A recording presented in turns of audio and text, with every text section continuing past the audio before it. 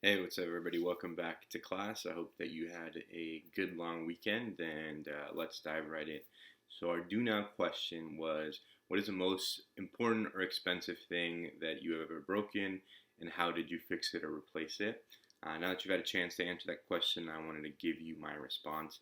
And I think like one of the most expensive things that I've broken when I was a kid, or that I broke when I was a kid, was maybe a window at my house.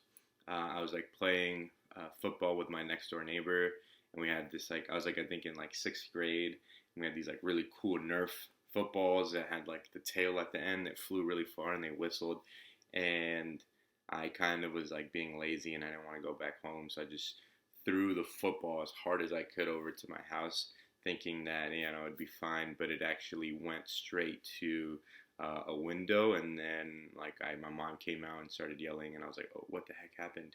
So I went over and I noticed that the window was broken.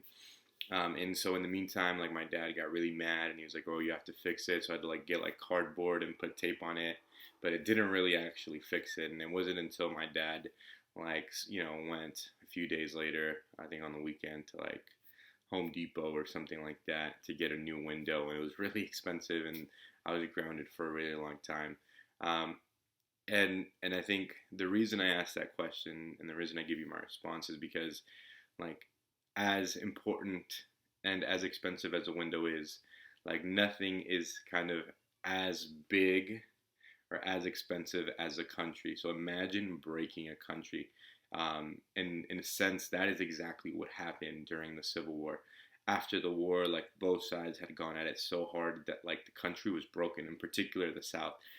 The Union to defeat the South, as we learned last week, like with Sherman's March to the Sea, like they destroyed everything, like their ability to make money, their railroads, like town buildings, like everything is destroyed.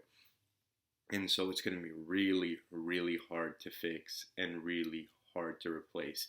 And this leads us into this like next part of our lessons or our unit, which is reconstruction. They have to rebuild everything. They have to reconstruct everything, and it's going to be quite the challenge. So we're going to see what are the challenges and how does the leaders of the United States propose that we actually fix them. Okay.